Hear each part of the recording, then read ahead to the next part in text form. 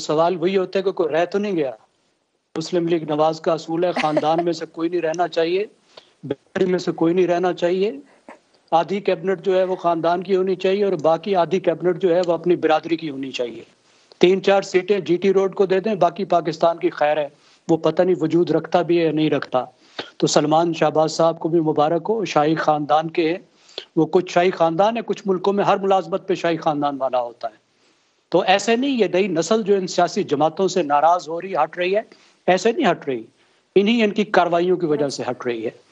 देखिए, अब आपके सवाल की तरफ मैं आता हूँ। ये जो पंजाब है वो आसिफ जरदारी साहब की क़यादत में पीपल्स पार्टी से हटा, पीपल्स पार्टी पंजाब से फारिग हो गई। आसिफ जरदारी साहब भी अब पूरे पापड़ बेल रहे हैं, कोशिश कर रहे हैं कि पंजाब में कदम जमाएं, लेकिन उनका जो तरीकाकार है वो ये है कि उनका जोर इलेक्टेबल्स पर है, क्योंकि वो शतरंज के खिलाड़ी है ना जी। अवाम के दिलों तक तो उनका कोई ताल्लुक ही नहीं। पीपल्स पार्टी की जो पुरानी सियासत थी डायरेक्ट पब्लिक अपील की, वो तो अब जरदारी साहब के ना बस की बात है, ना उसको वो समझते हैं। बिलावल अभी सियासत में आए हैं, उनमें होपफुली ये हो है, करंट लग रहा है कि लोगों को वो अपील कर सकेंगे, लेकिन इसमें टाइम लगेगा। अगर आप इलेक्टेबल्स को देखें और इलेक्टेबल्स की सियासत को देखें तो इलेक्टेबल्स का एक तो अपना वोट बैंक होता है, लेकिन उस वोट बैंक पर इलेक्टेबल खाली कभी नहीं जीत सकता।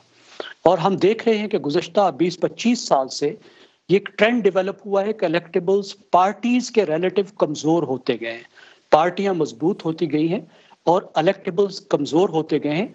अब इलेक्टेबल कोशिश करता है कि कुछ वोट उसके हों, कुछ पार्टी के हों, ये दोनों मिले तो फिर वो जीते। इसलिए उसकी पूरी कोशिश होती है कि वो ऐसी पार्टी में जाए जिसके जीतने का चांस ज्यादा हो।